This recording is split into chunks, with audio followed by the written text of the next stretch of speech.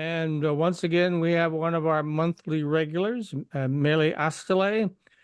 Disclaimer, he is also my social media guy and website guy and all the other jazz too. But what we're going to be talking about, what he's going to be talking about is artificial intelligence, because he uses it a lot, me not so much. But I'm reluctantly being dragged into this because it seems like the new future or something, right? So, Melih, let's talk about it now. I have some talking points for Melih, what he wants to discuss. And so AI and cell phones is at the top of the list. Take it away.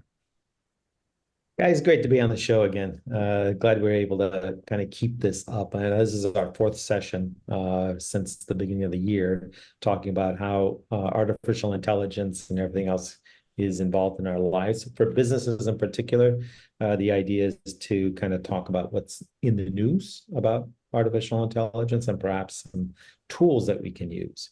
Now, what's changed since the last three sessions we've done here on the show is the amount of information in terms of news and tools for businesses to use has increased tremendously. It's not like, you can go through and just highlight one or two things anymore, like I was doing, let's say, in January. So now we're at a point where what I'm going to suggest is once you post this show on your blog, Mike, in that blog article, post show, I will include links to the various tools that we're going to talk about here today. We have a lot of interesting things going on, and so let me get right to it. So first of all, Apple and Samsung are now leading the way with how to bring artificial intelligence into our cell phones.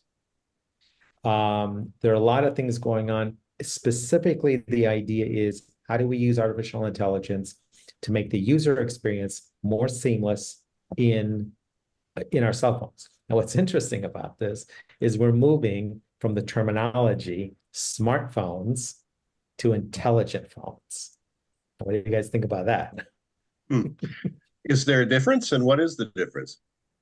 Well, the difference is going to be the fact that now you're going to have artificial intelligence that's going to help you automate things. It's going to help you do things faster. It'll help, make sure that you can do this, do your messages faster. Everything will be a lot more intuitive. And so this is a whole nother world. So this is very interesting. I don't know that it's going to be, there's certain AI that's already available for our phones, but not integrated directly by Apple or Samsung. Everything we have when it relates to AI on our phones are from third-party app developers, for lack of better words. In this case, both major manufacturers, Samsung and Apple, are saying we're going to incorporate it directly into our phone. So that's going to make this whole process much different than what we've been used to. Do you think it's going to lead to improvements in the Siri experience or the Alexa experience? Exactly. Okay. Absolutely. That's exactly where it's going to head. I know far be it from me to say, but even managing our apps, managing the disk space that we use or the memory space that we have within our iPhones, right? All these different things that we're currently doing through third-party apps would now, I don't want to say disappear, they'd change. And so, yeah, there's some interesting things going on in that direction. Let's move on to the next piece, which I think is very interesting. And it is the fact that now ChatGPT is able to remember. And so it has memory functions, and you have to be a Plus subscriber to be able to have this enhanced capability. But I did something interesting. I actually went to ChatGPT, and I'm going to post this on the post-show blog. I went to ChatGPT, and I specifically asked it, whether or not, because I've been using ChatGPT well over a year now. And I asked it, hey, can you go back to our previous chat, let's say from a year ago? And are you able to reference information that we discussed or chatted about at that time? And the answer is no, it cannot. It can only remember from today forward. That's number one. And number two, also very important, it can only remember if you tell it to remember something. Now, in order to validate what I just said, I actually printed out that chat session into a PDF, which we'll post on the post-show blog. And that's the one thing to keep in mind. Now, I did do a few things since then in which I, if there's something repetitive, something that I wanted to remember on an ongoing basis, let's say my name, who I am, my company, et cetera, I specifically created a chat and said, please remember all of these points. So that I can use it again in future chats without having to specifically say, do this or remember this. I also did that with one of our clients, where we use ChatGPT frequently in terms of gaining understanding and knowledge and new ideas and so on and so forth. I made sure, especially when we're doing my press releases, I asked it to remember that client's information. So that's the way the remembering process works. It is very cool, though. I've seen it in action. Works great. So I'm just curious, how much is a ChatGPT Plus subscription for an individual? I'm trying to remember, 20, 25 bucks? I think it's 20. Like that. 20 a month? 20. Okay. 20 a month. Right. Yep. And that's the last Mike, time have you taken the plunge yet, Mike? Yes and no. I asked it to give me the top 4 finishers for the Kentucky Derby, and it said it didn't have that information because it was only backed up until 2022. I still won the trifecta on that one, $600. So I did that with my own little brain here, So all those years of booking horses. Anyway, we are really digressing here. So one of the things you mentioned in there was the World Health Organization. How are they using it? Yeah, I thought, I thought we'd jump to some different types of news that are out there. Something that people may not necessarily hear about or know about that's going on well outside of our normal lives, whether it's our personal or our business lives. But the World Health Organization has got a roundtable that's going on May 30th at the end of this month. And they are looking to not just the positive side of how do we use AI to improve human health and how we develop the new technologies around human health, but they also want to go down the path of taking a look at governance, equity, regulations, policies. So this is the first step on the part of the World Health Organization to begin formalizing how AI is going to get used globally for human health. I think it's an important event. And something that definitely needs to be at least identified. Another quick interesting item, using AI for maps and geography. This one's also interesting in terms of being able to use geodata, which, mind you, we're using geodata daily amongst, in terms of everything we do. So that's an important part too.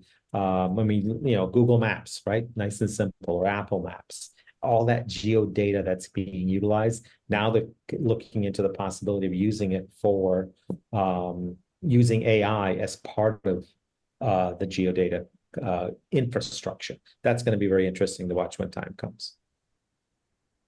Okay. Let's talk go ahead. I'm sorry.